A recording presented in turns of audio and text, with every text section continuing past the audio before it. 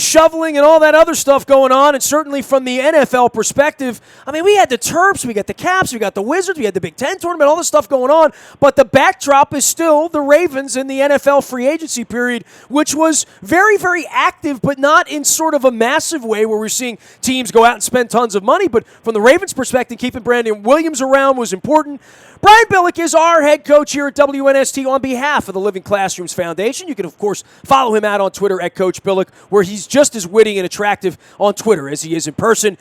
Man, you didn't do the Combine this year. You took a week off of Indianapolis. I took a week off of Indianapolis, but it certainly it did not belie that over the weekend a lot happened in this league in every corner of every building in the National Football League. Yeah, how about that? First time in 26 years I haven't been to the Combine, but it was I went skiing with my grandson, so that made up for it. But you're right, it's just an interesting time. You just laid out all the things that are going on, how exciting it is, and in that backdrop is, it tells you exactly how the constant year-round grind is for the NFL, because here you are 3 weeks removed from a Super Bowl, and you're in Combine, you transition into free agency, which now goes all the way up through these college workouts, and leading to the draft. So there's no rest for the wicked, as they say. For you watching it from afar, and you didn't go to it, and that's really a crazy stat, 26 straight years. I mean, I didn't think about it in those terms, but of course you were there as an assistant coach, a head coach. You've been there as a broadcaster for a decade. When you watch it on TV from afar, what do you get out of it when you're not there and just sort of paying attention out of the corner of your eye? Because it is an all-encompassing presentation on NFL Network. It really is. Yeah, short of, I've always said the greatest thing about the Combine is you get those 60 15-minute interviews, which are invaluable with the 60 athletes of your choice. That aside, and not to champion what we do at the NFL Network, but you get as much out of watching the network broadcast as you do being there, other than if you wanted to focus in on individual drills. But keep in mind, that when you come back to your facilities now, you get breakdowns. If I'm watching any player out there, I get a breakdown, and I get all the individual drills, just specific to that player. I get to see his short shuttle. I get to see his vertical jump. I get to see everything along with the workout. So that's a pretty good. You can get a lot done just by watching it on TV and watching the workouts, and so it's pretty inclusive. You got anything you want to say about the Redskins' dysfunction? I mean, you were at this a long time, and the one thing that you've always pounded the table on was your relationship with Ozzie, your relationship with Art and David, and then Steve after that, until it wasn't there anymore, it was there, and the support within your building, that you never had those kinds of problems, but they're endemic in the league, and they seem to be, the same suspects. I mean, the bad places, the Clevelands, the San Franciscos, the Washingtons. But this Redskin thing here over the last week or week and a half, it really is fascinating how dysfunction never finds functionality, does it? Yeah, it's just the bottom line is if there is that kind of dysfunction in the upper echelons, the relationship between owner, general manager, head coach, personnel, whatever the structure you have. We have a lot of slashes, vice president slash of so and so and so and so. It doesn't mean that you're all, you all have to be married and lock arms and sing Kumbaya every day. But if there is not a functional respect in that interaction, you have no chance as an organization. Zero. And it is sad, and I don't know Scott McLuhan real well. Obviously, he has had his issues he's had to deal with. The way this has gone down I hope that somehow for his own sake, there's some clarity as to, is indeed this just a disagreement between the coach and the president and now the personnel guy?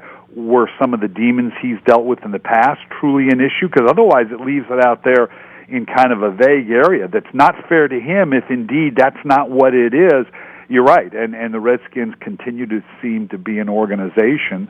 And you got to give Dan Snyder credit over the last few years. He's kind of taken a backseat profile. He's not been out front like he was earlier when it was it was a mess in terms But that's just allegedly, right? I mean, who's to know what's really going on? I mean, I deal with that with the Orioles right now. People are like, Peter's being quiet. You think so? The general manager tried to leave 2 years ago in the middle of the night, and he wouldn't let him leave. It just, from a media perspective, it doesn't get covered. No one talks to Dan Snyder to know how crazy the place has been. But I'm with you. It's been quiet on the outside, and they've had success. For that, you have to be grateful, I guess, if you're a Redskin fan. But it probably isn't quiet on the inside, quite frankly, right? Yeah, well, and that's what was my point, that at least from the outside, that got cleaned up, because we saw that was dysfunctional as well in terms of the owner being out there and doing and saying the things that they were, and so that part of it, that's a good thing. That's a good thing that it came back to a more functional process. Now, what goes on behind the scenes, you're exactly right.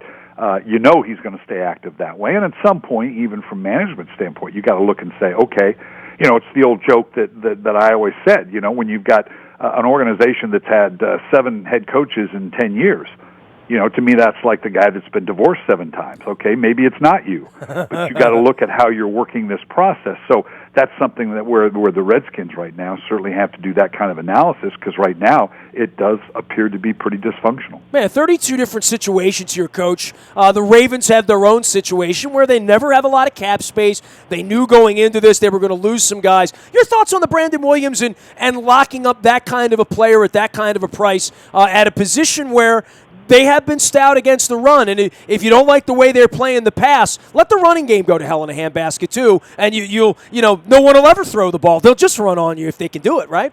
Yeah, when you look around and we look at free agency, we all tend to focus on the big moves in terms of Martellus Bennett, left New England, and now he's in Green Bay. Boy, what a great pickup by Green Bay.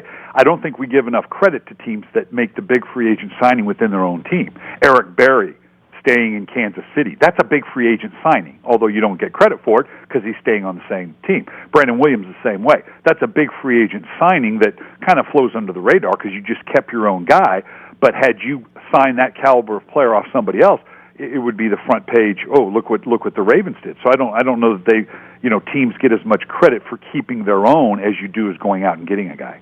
Well, and then you say, well, we were 8-8 with them, and now we still haven't. We haven't improved our team. We've just sort of maintained the status quo. There's some feeling about that from the fan base. Well, but that's we're in the first stages of it. Okay, so obviously the signing of a Danny Woodhead and a Tony Jefferson, these are good signings. Obviously, obviously with some of the players that have already left, losing Ricky Wagner, that hurt. Okay, but you have a plan for that. I can just imagine Ozzie and John and Pat Moriarty. You sit there and say, okay, here's what we have. Ozzie always used to start every offseason on, Coach, we can't keep everybody. Okay, well, who can we keep and what are the numbers?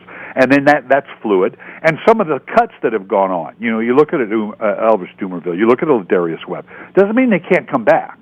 Just means that, okay, we're going to let them look. And that seems to be the vogue thing right now around the league. I think a lot of teams are, where before you were, oh, no, we can't let them get to the market because they'll never come back, and that's a big loss, so you tend to overpay. I think around the league right now we're seeing a lot of teams that are going, well, no, we want you back, but we're going to let you see what the market is. Remember, they did that famously with Ray Lewis. Well, Coach, this is a tough time, I think, on the wide receiver thing. From Wallace, the Torrey Smith thing was banging around a little bit, but then on the backside of that,